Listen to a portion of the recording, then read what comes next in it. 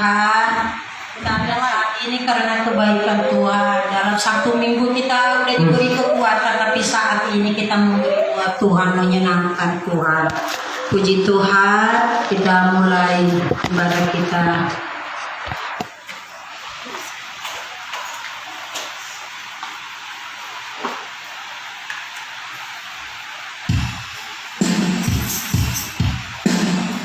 Saya undang saudara berdiri.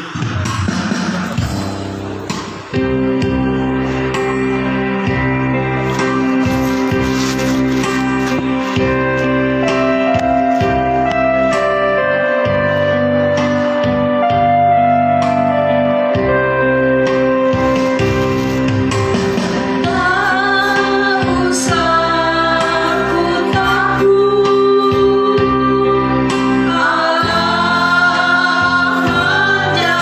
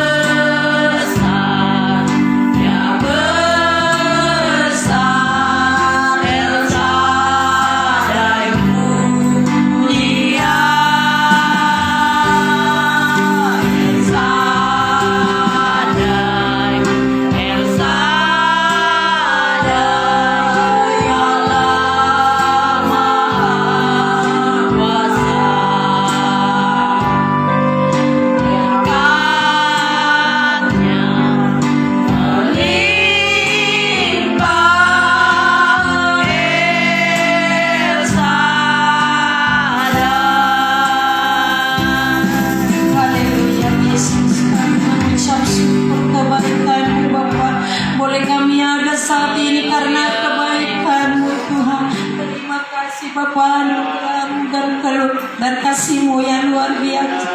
Haleluya Yesus, kami juga berdoa kalau ada saudara kami yang lagi di jalan, Tuhan Engkau menyertai mereka supaya mereka tiba di tempat ini memuliakan nama-Mu Tuhan. Haleluya, haleluya. Kami juga berdoa Tuhan, kami yang bersujud di hadapan-Mu Tuhan, berikanlah kami Roh Kudus-Mu, siapkanlah hati kami Tuhan, karena kami ada saat ini hanya menyenangkan Engkau Bapa. Haleluya. Terima kasih Bapa. Inilah doa kami Tuhan, kami serahkan di dalam kasih-Mu dan di dalam kuasa-Mu. Haleluya. Amin. Amin.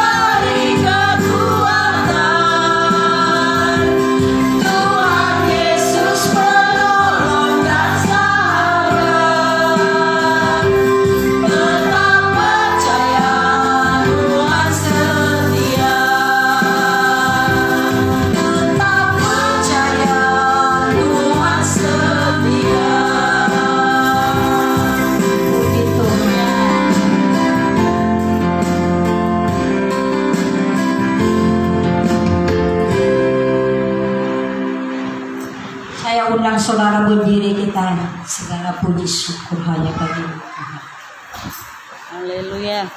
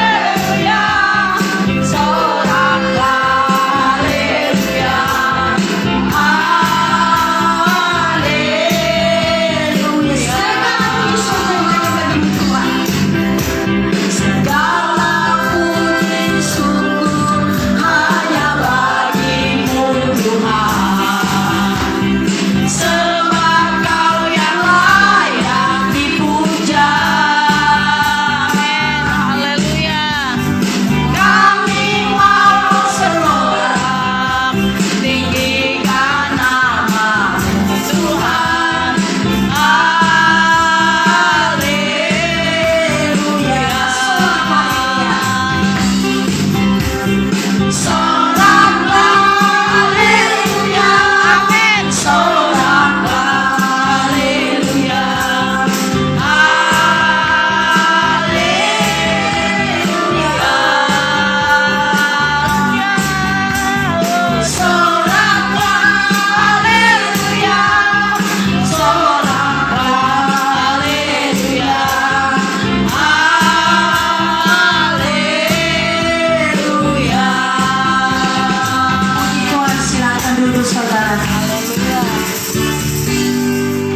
Kita mengumpulin persembahan.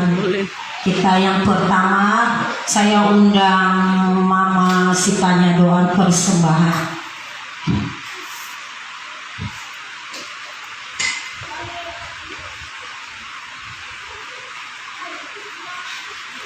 Mari kita bersatu dalam doa. Bapa kami yang di surga, terima kasih Bapa, terima kasih-Mu sampai saat ini kami masih bisa merasakan kasih karunia-Mu. Kami boleh ada sampai saat ini Terima Tuhan. kasih, Itu Tuhan. semua kami katakan kasih karunia-Mu. Terima kasih Tuhan untuk semua yang memberikan kepada kami ya Tuhan. Tuhan sebentar kami akan memberikan persembahan berkali anak-anak yang memberi. Berkati persembahan kami jadi persembahan yang khusus kepada Bapa yang terima kasih. Amin. Haleluya. Amin.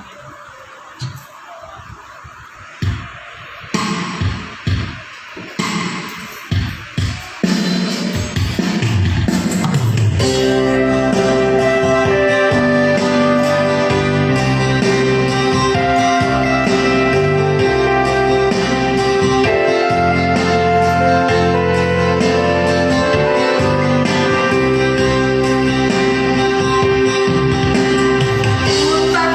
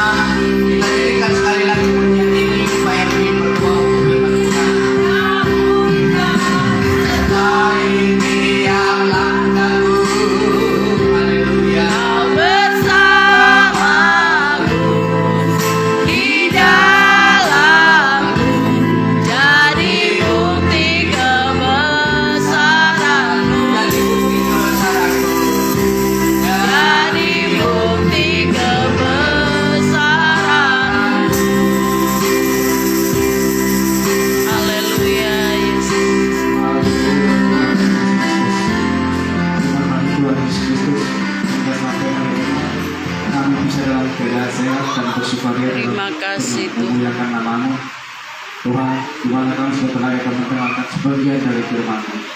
Kiranya Tuhan dapat membimbing kami, memberikan terang jalan bagi hidup kami.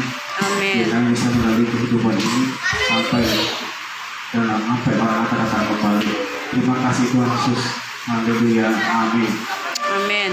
Puji Tuhan, silakan kita duduk kembali. Kita akan dengar firman Tuhan sekian waktu sampai saya ulur ibadah jam 9 karena ada tamu dari kota Sorong. Tapi sampai pada saat ini beliau belum datang dan kemungkinan tidak akan datang karena sudah jam begini. Beliau ada di Ibu Simarmata. Beliau ada di Pendeta Kencem di Jakarta Selatan. Pada waktu saya ke Sorong, saya melayani di tempat mereka dan mereka sedang mengikuti acara Portakmas wanita Pantekostase Indonesia. Mereka utusan dari Papua Barat, Papua Barataya. Puji Tuhan. Dan juga ada Bapak Pendeta Heri yang katanya juga mau datang, tetapi tidak datang sampai pada saat ini. Nah, tidak mengapa, kita akan dengar firman Tuhan. 1 Yohanes, dalam 1 Yohanes pasal yang ketiga, 1 Yohanes pasal yang kedua ayat yang pertama saja kita baca ayat ini. 1 Yohanes pasal yang kedua, 1 Yohanes pasal yang kedua, 1 Yohanes pasal yang kedua.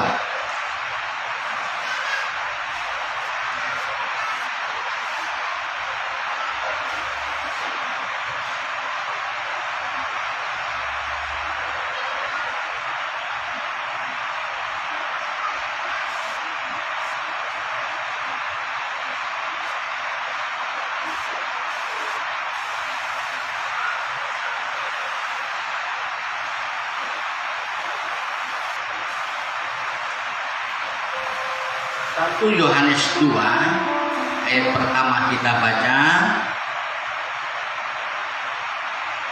Anak-anakku, hal-hal ini kutuliskan kepada kamu supaya kamu jangan berbuat dosa. Namun jika seorang berbuat dosa, kita mempunyai seorang pengantara pada Bapa, yaitu Yesus Kristus yang adil. Dan ia adalah pendamai untuk segala dosa kita, dan bukan untuk dosa kita saja, tetapi juga untuk dosa seluruh dunia.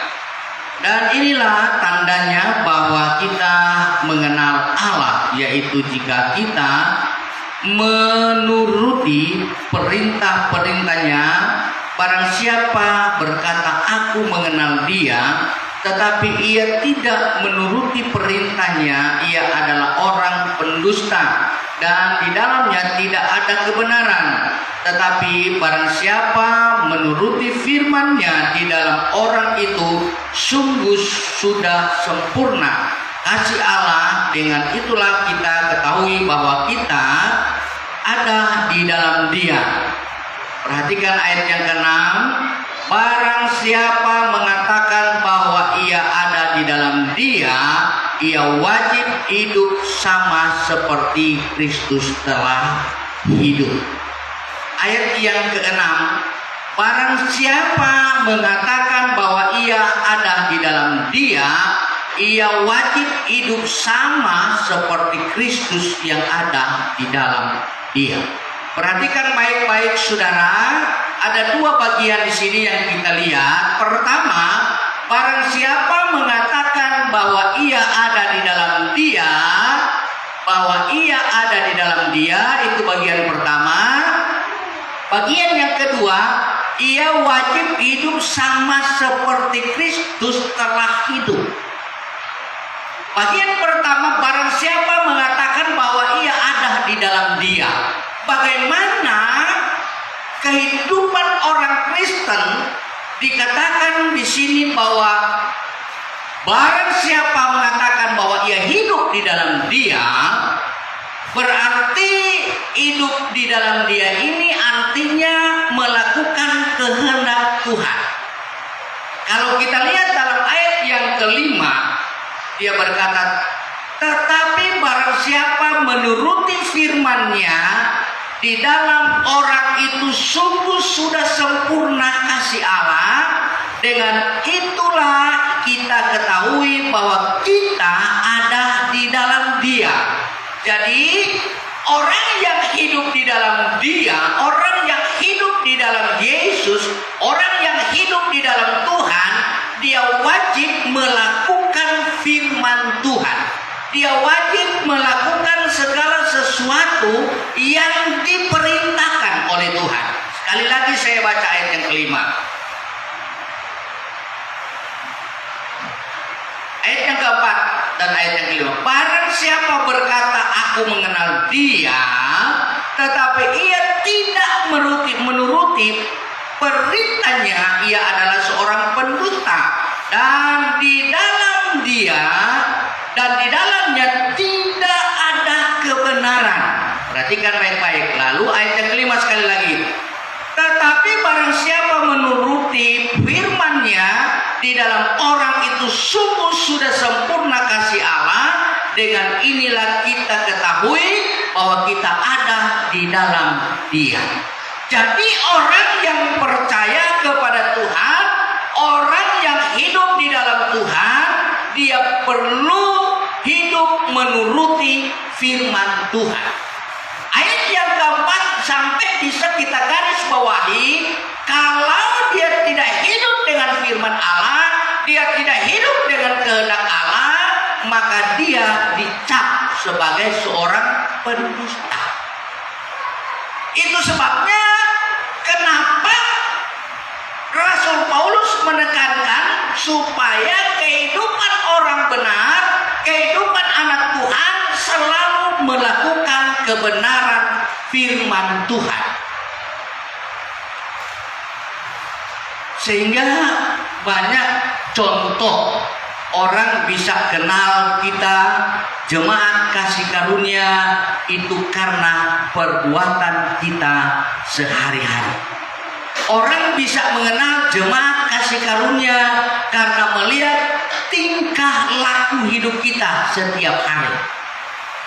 Kalau kita melakukan firman Allah, maka kita menjadi orang-orang yang disebut dalam firman Allah itu adalah sempurna kasih-Nya.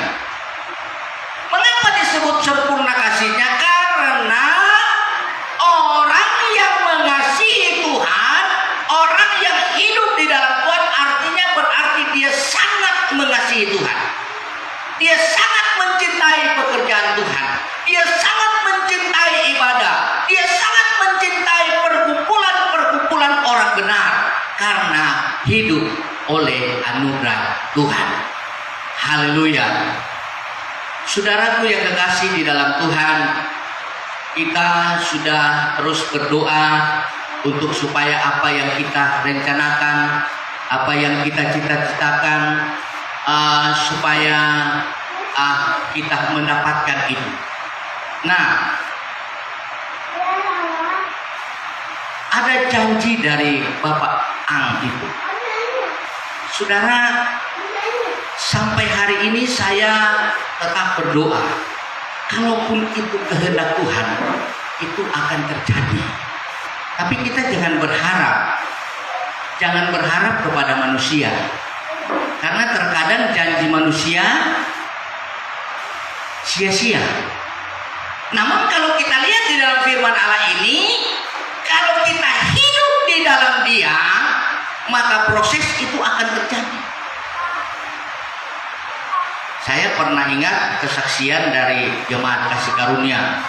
Dulu sudah punya angan-angan, ada beberapa ibu, mereka akan buka warung di satu tempat itu, dan lain. Ya. jemaat kasih karunia yang masih dipimpin oleh gembala yang dulu, sampai sudah berangan-angan seperti ini dan seperti ini. Itu berita saya dengar seperti itu. Tetapi kemudian tidak jadi. Kenapa itu bisa terjadi? Karena memang kadang-kala kita berharap kepada manusia. Kita tidak berharap kepada Tuhan. Itu sebabnya saya angkat firman Allah ini. Jadi hidup di dalam Tuhan, kita tidak perlu berharap kepada manusia.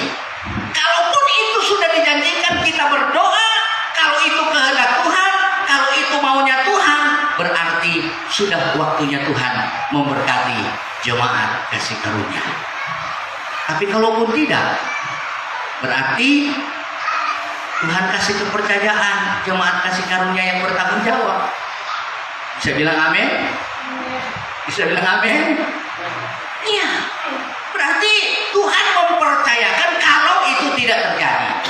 Berarti Tuhan mempercayakan kepada jemaat kasih karunia untuk melakukan itu. Dan kalau jemaat kasih karunia melakukan itu, Tuhan pasti berkati saudara. Tuhan pasti lakukan sesuatu yang baik, yang lebih baik. Mungkin Pak Ginting akan lebih diberkati Tuhan. Beliau akan menjadi pendana untuk jemaat kasih karunia. Tidak ada yang mustahil bagi Tuhan. Apalagi Mama Vincent sudah panggil-panggil bos. Bisa juga jadi bos beneran. Atau bisa jadi bos beneran, saudara. Tidak ada yang mustahil bagi Tuhan. Kemungkinan Pak Erwin bersama Ibu juga, kemudian Mama Vincent juga, Ibu Sirait juga, itu tidak ada yang mustahil bagi Tuhan. Kalau Tuhan tidak percayakan Pak Samuel kasih, berarti Tuhan percayakan supaya jemaat itu harus melakukan sesuatu untuk pekerjaan Tuhan. Dan kalau jemaat melakukan sesuatu, saya percaya Tuhan akan buka jalan, Tuhan akan memberkati dengan cara apapun. Tuhan punya banyak cara untuk memberkati seseorang. Tuhan punya banyak cara untuk melakukan sesuatu bagi setiap jemaat yang hidup di dalam dia.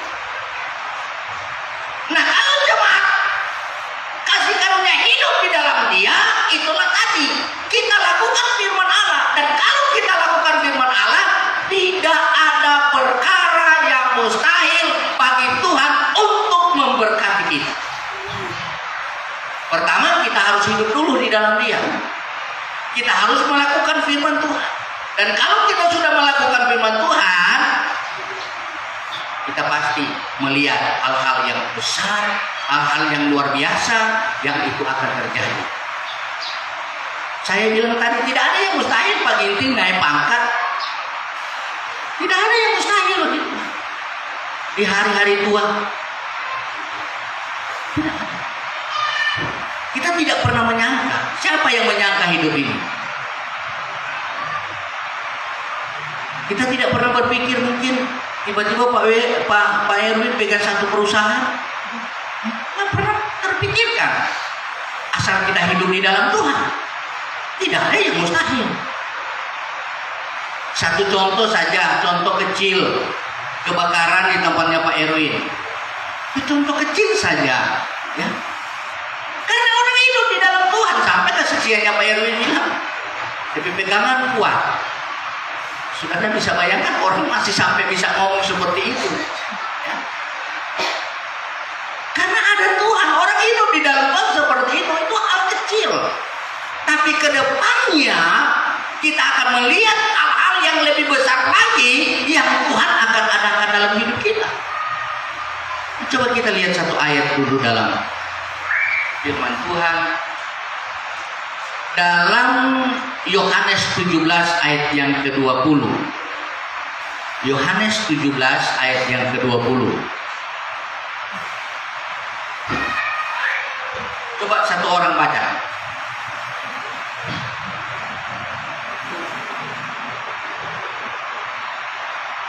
Ya.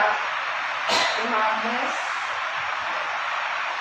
Yohanes 17 ayat 20. Beginilah firman Tuhan. Ya. Dan bukan untuk mereka ini saja aku berdoa, tetapi juga untuk orang-orang yang percaya kepadaku oleh pemberitaan mereka. Iya. Dia berkata, dan bukan untuk mereka ini saja aku berdoa, tetapi juga untuk orang-orang yang percaya kepadaku, huruf besar, percaya kepada Yesus oleh pemberitaan mereka. Jadi orang yang hidup di dalam Tuhan ada berita. Orang yang hidup dalam Tuhan dan melakukan firman Tuhan ada berita. Selalu ada berita. Dan itu bukan berita bohong. Itu bukan berita yang tidak benar. Itu bukan berita berita ecek-ecek, bukan. Tetapi orang yang hidup di dalam Tuhan, lalu dia melakukan firman Tuhan, hidup orang benar itu selalu ada berita, yaitu berita yang positif. Orang akan berkata, luar biasa ya, seperti saya bilang tadi. Erwin punya kesaksian. Semua sudah diambil, mereka taruh lagi di situ. Ini berita dong, ini berita. Lalu ada berita, mereka bilang apa?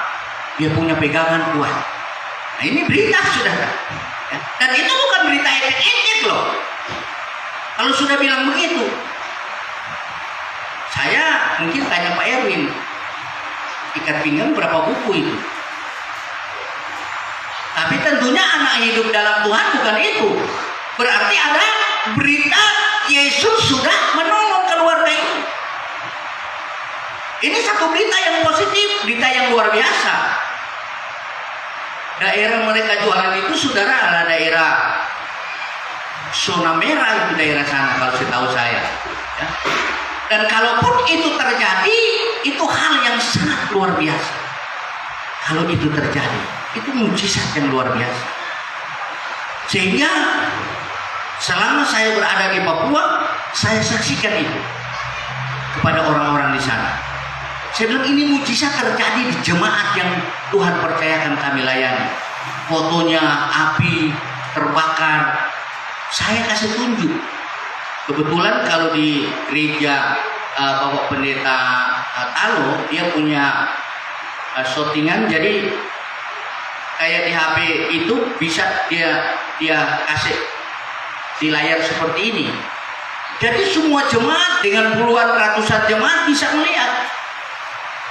Dan saya percaya bahwa itu satu berita yang menyenangkan hati Tuhan. Satu berita yang membuat sesuatu yang luar biasa. Dan kalau itu terjadi, berarti orang itu lalu hidup di dalam Tuhan.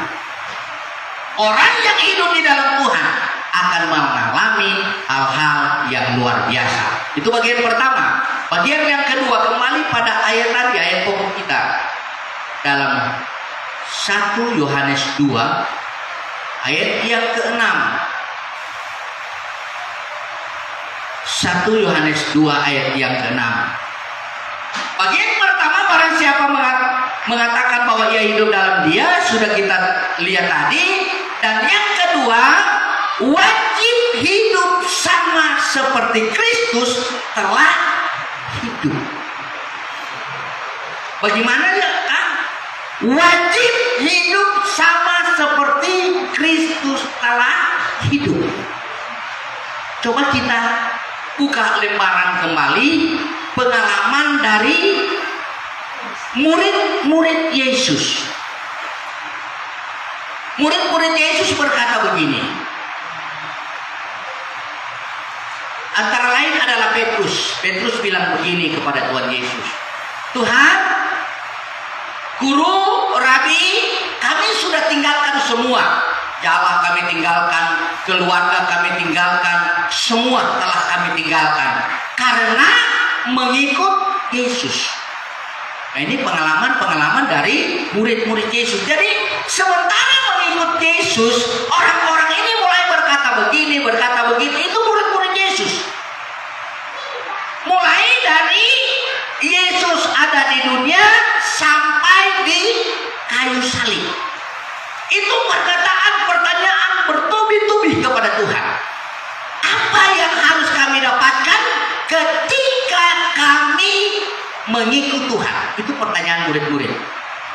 Sampai saya bilang tadi bahwa Petrus pernah berkata, Rabi, Guru, kami sudah tinggalkan semuanya. Kami sudah tinggalkan jala, kami sudah tinggalkan ini, kami sudah tinggalkan itu, semua kami tinggalkan. Tetapi apa yang kami harus dapatkan dari Tuhan? Ini perkataan-perkataan yang dibicarakan oleh murid-murid Yesus. Ternyata murid-murid Yesus khawatir. Khawatir tidak, saudara? Khawatir. Apa yang harus kita dapatkan? Mungkin juga hari-hari ini kita bisa bertanya, saya sudah setia kepada Tuhan, apa yang saya dapat ya? Saya selalu beribadah kepada Tuhan, saya selalu memuliakan Tuhan, apa yang saya dapatkan? Itu mungkin pertanyaan. Nah, pertanyaan dari murid-murid sekali lagi itu terjadi mulai Yesus mengajar mereka, mulai mereka mengikuti Yesus sampai di palang kayu salib.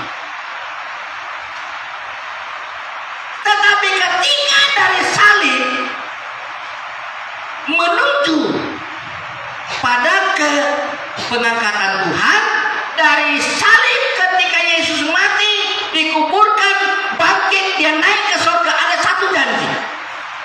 Ada satu janji Tuhan. Lukas pasal yang, coba saya lihat dulu. Kisah Rasul pasal yang kedua kalau tidak salah. Kita lihat di sana. Ini janji sudah. Kisah Rasul pasal yang kedua.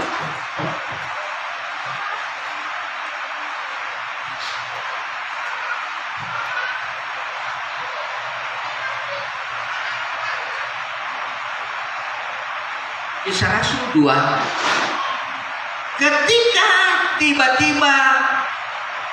tiba hari Pantekosta, semua orang percaya berkumpul di suatu tempat. Tiba-tiba turunlah dari langit suatu bunyi seperti tiupan angin keras yang memenuhi seluruh rumah di mana mereka duduk. Nah, ini janji Tuhan. Janji itu digenapi. Ketika Tuhan berkata bahwa kamu harus tunggu di Yerusalem. Ayat yang Kisah Rasul pertama, dia berkata begini. Ayat yang kedua, sampai pada hari ini terangkat, sebelum itu ia telah memberi perintahnya oleh Roh Kudus kepada rasul-rasul yang dipilihnya. Kepada mereka ia menunjukkan dirinya setelahnya penderitaannya selesai, dan dengan banyak tanda ia membuktikan bahwa ia hidup, sebab selama 40 hari ia berulang-ulang menampakkan diri dan berbicara kepada mereka tentang kerajaan surga. Nah, janji Tuhan sudah digenapi. Tiba-tiba turunlah dari langit suatu bunyi seperti tiupan angin keras yang memenuhi seluruh rumah di mana mereka berada. Tuhan berkata, tunggulah kamu di loteng Yerusalem. Akan ada janji Tuhan. Nah, janji Tuhan adalah pencurahan Roh Kudus. Yesus mati, bangkit, naik ke surga. Dan dari sana dia berkata, aku tidak akan biarkan kamu piatu, tapi aku akan kirim penolong, yaitu Roh Kudus. Nah, saudara tahu, saudara lihat bagaimana cara Tuhan ketika wajib melakukan perintah Tuhan. Kembali pada ayat pokok tadi. Coba Rafael kembali ayat pokok tadi. Perhatikan baik-baik, sebentar lagi saya selesaikan khotbah saya.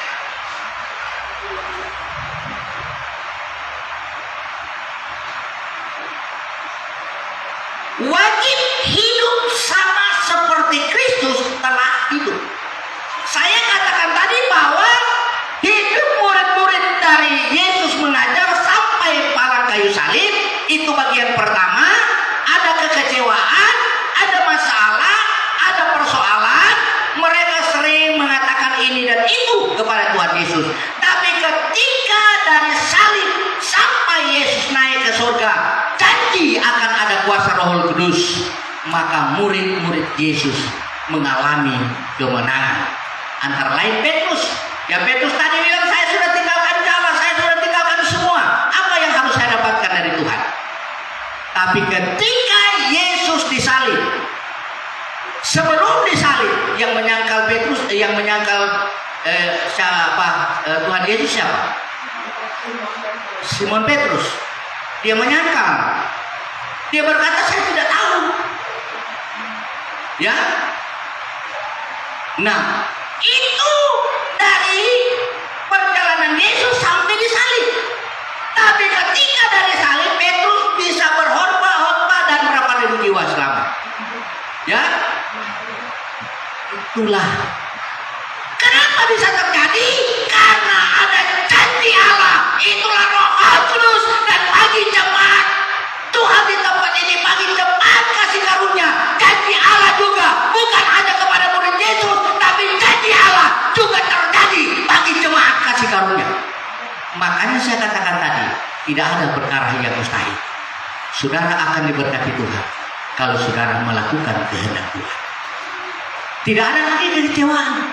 Petrus bisa berkhotbah. Kenapa? Karena ada janji Allah, Roh Kudus dicurahkan. Dan saya percaya kalau Roh Kudus dicurahkan bagi jemaat kasih karunia, maka banyak mujizat terjadi di tempat ini. Terus berdoa. Walaupun cuma 1-2 orang datang di doa puasa Jumat, kita terus berdoa, lakukan itu terus. Karena dari situlah kita akan melihat mujizat Tuhan. Kalau mujizat Tuhan dinyatakan, pasti 150 juta akan kita pegang. Amin. 2 bulan ini ke depan, saudara terus berdoa, saya juga terus berdoa. 150 juta, jangan main-main saudara ya. 150 juta.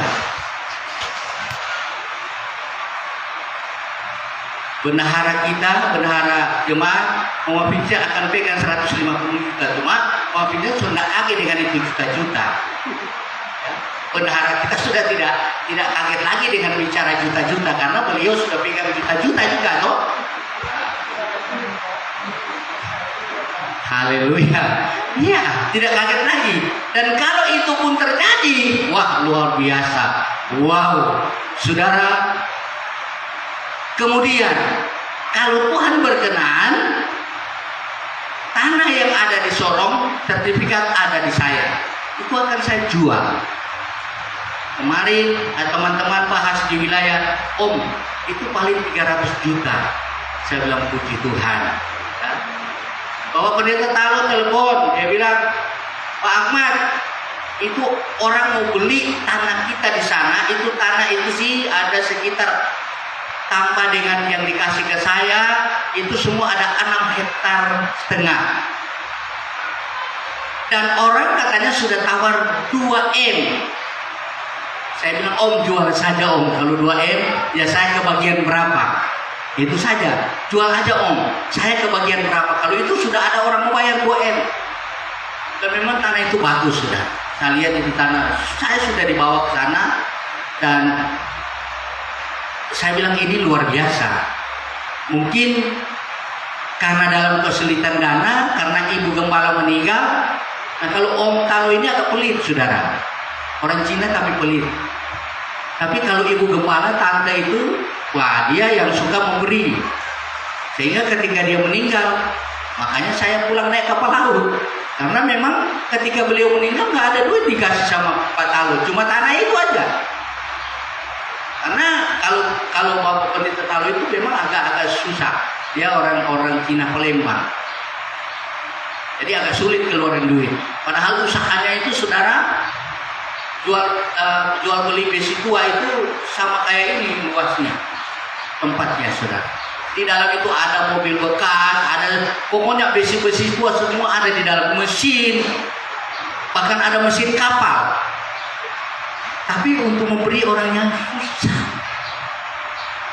Tapi kalau tante gembala almarhum, wah orangnya memang suka memberi. Makanya ketika dia meninggal, jemaatnya kaget, kocar-kacir jemaat. Waduh, kami ini gimana? Nah, akhirnya sekarang diganti gembala, saudara. Ganti gembala baru. Tapi dari jemaat situ juga. Sekarang goyang. Karena gembala baru juga masih muda. Ada jemaat senang, ada jemaat juga tidak senang. Jadi lagi goyang. Ini persoalan sedang terjadi. Tapi kalau Roh Kudus sudah menguasai hidup kita, itu kita bilang tadi. Kalau Roh Kudus ada dalam hidup kita, 150 juta tidak kaget. Tapi kalaupun tidak ada 150 juta, berarti doa kita belum sampai ke atas. Haleluya, puji Tuhan. Tapi kita optimis saja, percaya saja bahwa itu akan terjadi. Ya, percaya saja itu akan terjadi. Karena berita ini kan kita tidak dengar langsung dari bawah pendeta Ang, cuma dari sumbernya.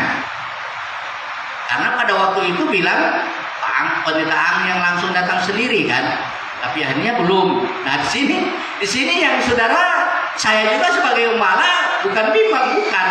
Jadi artinya ada dua kemungkinan. Jadi itu mujizat, kalaupun tidak jadi jangan kecewa. Berarti ada maksud Tuhan yang kembali tadi saya bilang, kemungkinan ya pemain musik kita diberkati, kemungkinan Pak Erwin diberkati, tidak ada yang mustahil. Kemungkinan juga bendahara kita, bendahara jemaat sudah Pak Gem, saya tanggung setengah. Ya tidak ada yang mustahil bagi Tuhan. Tidak ada yang mustahil kok. Pak Erwin bilang ya sudah, saya tambah lagi. Nah, ini tidak ada yang mustahil. Ini contoh. Kalau Roh Kudus memenuhi hidup kita. Sama dengan Petrus, ketika masanya dia bersama dengan Tuhan Yesus, pengeluhannya terjadi, bahkan Yesus bilang bertolak lagi ke laut, ke dalam, supaya engkau dapat ikan. Petrus bilang, sudah seharian semalaman saya cari, ya Rabi, ya Guru, nggak dapat ikan. Tapi karena engkau yang menyuruhnya, maka aku tebarkan juga bukatnya. Jadi kalau Roh Kudus sudah memenuhi hidup kita, maka wajib hidup sama seperti Kristus ada telah hidup. Berarti Yesus hidup, janjinya kepada kita itulah kuasa Roh Kudus akan dicurahkan, maka kita akan diberkati dalam segala hal. Tanggal berapa pencurahan Roh Kudus? Tanggal 18 kalau tidak salah ya. Jadi ada 10 malam, ada doa 10 malam. Ya kalau kita di sini kita bikin sore karena ibu-ibu mungkin kejauhan, kita bikin sore. Jadi 10 malam, ada 10 malam kita berdoa di tempat ini. Itu doa 10 malam adalah doa pencurahan Roh Kudus. Dan kalau doa itu saudara minta dengan sungguh, maka Roh Kudus akan memenuhi hati, pikiran, hidup kita. Tuhan Yesus memberkati kita semua hari ini. Dan Tuhan akan menolong terus hidup kita menjadi orang-orang yang selalu mengasihi Tuhan lebih daripada segala perkara. Puji Tuhan. Hari ini pemuda yang dari ini tidak datang juga. Tidak ada berita juga karena saya tidak tahu ada ambil nomor HP kemarin atau tidak. Saya juga tidak tahu. Banyak ngobrol sama Pak Ginting kemarin. Ya? Oh ada ya? Tapi dia nggak ada. Dia beritahu nggak? Nggak beritahu. Oh, puji Tuhan. Jadi kita terus berdoa. Kita tidak perlu ragu, kita tidak perlu kecewa, karena Tuhan pasti menolong dan memberkati kita. Mari kita nyanyikan satu pujian. Lagu yang terakhir tadi lagu apa? Segala perkara. Ya. Hidup.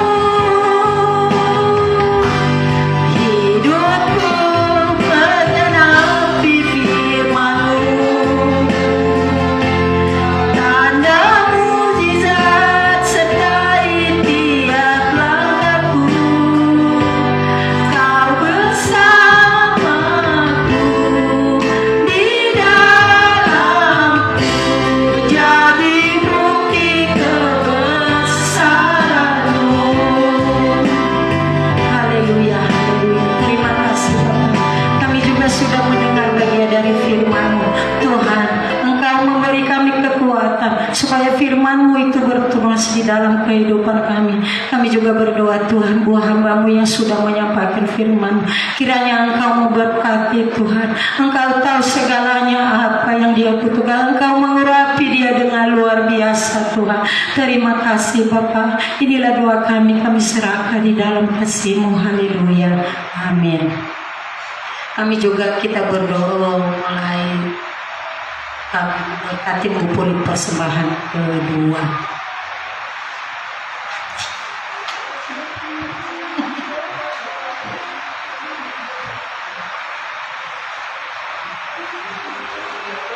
Kita mengumpulkan kita persembahan kedua.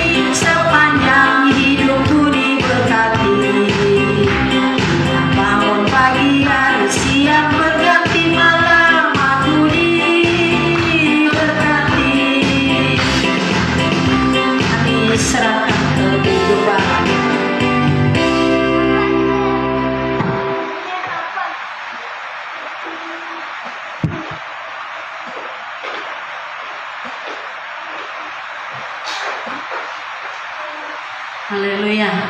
Puji Tuhan. Tuhan Yesus memberkati setiap persembahan pengorbanan yang sudah diberikan oleh Bapak Ibu semuanya. Puji Tuhan. Dan kita akan membacakan pengakuan Imam Rasuli. Mari saya jemput kita semua bangkit berdiri.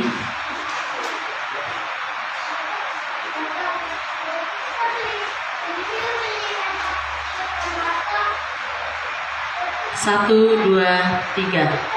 Aku percaya kepada Allah, Bapa yang Maha Kuasa, Khalik langit dan bumi, dan kepada Yesus Kristus anaknya yang tunggal Tuhan kita, yang dikandung daripada Roh Kudus, lahir dari anak darah Maria, yang menderita sengsara di bawah pemerintahan Pontius Pilatus, disalibkan, mati dan dikuburkan, turun ke dalam kerajaan maut. Pada hari yang ketiga, bangkit pula dari antara orang mati, naik ke surga, duduk di sebelah kanan Allah Bapa yang Maha Kuasa. Dan dari sana ia akan datang untuk menghakimi orang hidup dan yang mati. Aku percaya kepada Roh Kudus, gereja yang kudus dan persekutuan orang kudus, pengampunan dosa, kebangkitan orang mati, dan hidup yang kekal. Amin. Puji Tuhan, silakan duduk. Dan kita masuk dalam pengumuman untuk hari Jumat. Kita kembali adakan ibadah doa puasa kita di rumah Ibu Sirait ya, hari Jumat besok pada jam 4 sore. Puji Tuhan. Dan hari Minggu kita kembali beribadah di tempat ini pada jam 8 ya. Jam 8 pagi kita akan mulai ibadah kita. Nanti yang akan pimpin puji-pujian dari Pastori ya, Dinda yang akan pimpin pujian, dan Pak Ronald Ginting yang akan main musik. Puji Tuhan. Ini aja yang menjadi kesaksian. Pengumuman saya kembalikan kepada Bapak Gembala.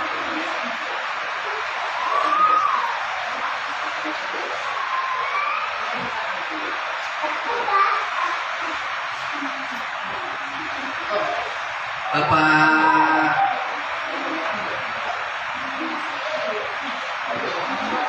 kenaikan itu tanggal 18 hari apa? Oh ya, Sabtu harus ibadah itu. Hari Sabtu. Sabtu kita beribadah. Minggu kita beribadah berturut-turut. Jadi Jumat, Sabtu, Minggu kita ibadah. Ya, puji Tuhan. Kemudian mulai hari Minggu itulah kenaikan Sabtu ya. Mulai hari Sabtu kita ibadah, Minggu sore kita ada doa 10 malam di tempat ini. Berdoa pencurahan Roh Kudus. Berarti kita jam 4 ya, boleh ibu-ibu. Jam 4, bapak-bapak kalau ada waktu 10 malam. Jadi 10 malam kita berdoa, kita bertekun seperti murid-murid di kamar loteng di Yerusalem.